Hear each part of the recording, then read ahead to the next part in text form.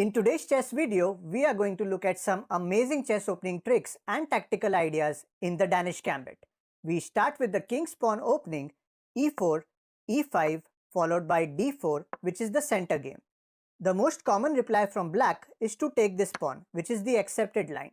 Then c3, we sacrifice another pawn, black takes, and then we go for bishop c4. C takes b2 and bishop takes on b2. This is the Danish Gambit Accepted line. As you can see, we gave up 2 pawns in return for this very attacking position. Both our bishops are eyeing down the king side. This bishop is attacking this weak f7 square and this bishop is attacking the g7 square, making it difficult for this black bishop to move. Although the Danish Gambit is not that popular at the GM level, but it can still be a good opening to try out, especially against beginner or even intermediate level players, especially in Blitz or bullet formats, because many of the opponents are not quite prepared for such an aggressive opening. If you're someone who likes to attack right from the start and don't mind giving away a slight material advantage, then you should definitely try out this opening. So in this video, we'll discuss first some very important concepts and tactical ideas for white. Then we will look at some common variations to see how you can apply these tactics in your games. And then finally, we will look at how you can respond as black if your opponent tries to play this opening against you. As white, you need to keep in mind a few things. First one is that since you're already 2 pawns down, you should try not to exchange pieces. Second, you should be super aggressive and try to avoid playing any passive moves. You should try not to give your opponent any chance to develop his pieces and get after his black king right away. Third, since this is going to be an open game, your bishops are very important. Try not to exchange them. Another thing is that in such an opening, there might be situations where you must bring out your queen early to attack the opponent. So don't hesitate with that, it's completely fine. Specifically in this type of game, you will get good opportunities to sacrifice your bishop like this and expose the black king, so always be on the lookout for the right opportunity. Also, sooner rather than later, you will see knight f6, to which your response in most cases should be to push this pawn forward and force this knight to move again or even try to trap it. In such a game, generally this d file is very critical because it will soon open up and you might find some good opportunities to launch discovered attacks and attack black's queen, so keep an eye on that as well. Alright, now let's look at how you can use these ideas to your advantage in some common variations. In this position, if black goes for d6, then knight f3, and then if he goes for bishop g4, trying to pin this knight, then it's a big mistake. Can you see why? We can go for the bishop sacrifice that I mentioned earlier. Bishop takes with check, king takes, and now you have this smart little tactic. Knight to e5 check, black can't take with this pawn because then he will lose his queen. Therefore, he is forced to move his king and then you can simply capture his bishop. You like this move, right? Then you should hit the thumbs up button below and like this video as well. Okay, moving on, let's look at another popular line. Knight c6, knight f3 and knight f6, all normal development moves. Then we push e5 as we discussed earlier. Knight e4 saves the knight. Again, the same idea, bishop f7 check, black takes, and this time we have queen d5 check. And after the king moves, we simply gobble up this knight. As you can see, the material is almost equal, but black's king is fully exposed and he has also lost his right to castle, so this should be a good game for you.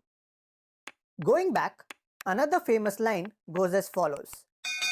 Queen g5, threatening to take this pawn, then knight f3, enticing black to go ahead. If he falls for this and takes this pawn, then he is gone. Let me show you how. After queen takes, we have rook g1 attacking the queen. He has to play queen h3. Now we use the same idea. Bishop takes f7 check. He cannot take the bishop because after knight g5, he loses his queen. Therefore, in this position, he will have to go for something like king d8. Then we have this brilliant rook g7 move, and if he takes the rook, then we take his bishop and later we can also capture his rook.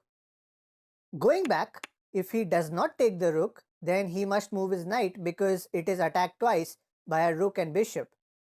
After knight e7, we can throw another double attack by playing rook g3, which ends up winning his rook or queen. Okay, now let's go back and look at another variation. Here we have bishop b4 check. We block with the knight, then knight f6 attacking the pawn. Pawn to e5 as usual. Knight e4 attacking this knight, and again we go for bishop f7 check. If king takes bishop, then queen b3 check. We regain the bishop and also end up with a solid positional advantage. Going back, in this position, if king does not take, then we have bishop a3 forcing him to take, followed by knight takes, king takes bishop, and then queen b3 check, forking the king and bishop. Ultimately, the material is almost equal, but we have a much better position as white. Okay, now let's look at another variation which starts with d5. This is called the Schlechter defense. We take the pawn, and now if black is not careful and plays a random move like c6 attacking the bishop, then bishop f7 check. He can't take the bishop because his queen is hanging, so he must play king e7. But then we can simply play bishop a3 check, forcing him to move his king away, grabbing his queen. Okay, now you might be wondering, how do you play this as black?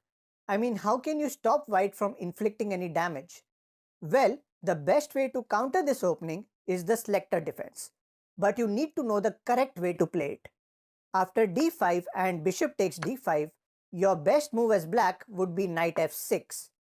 Now this bishop f7 move doesn't work anymore because after king takes, queen takes, black can play bishop b4 check, launching a discovered attack on the queen.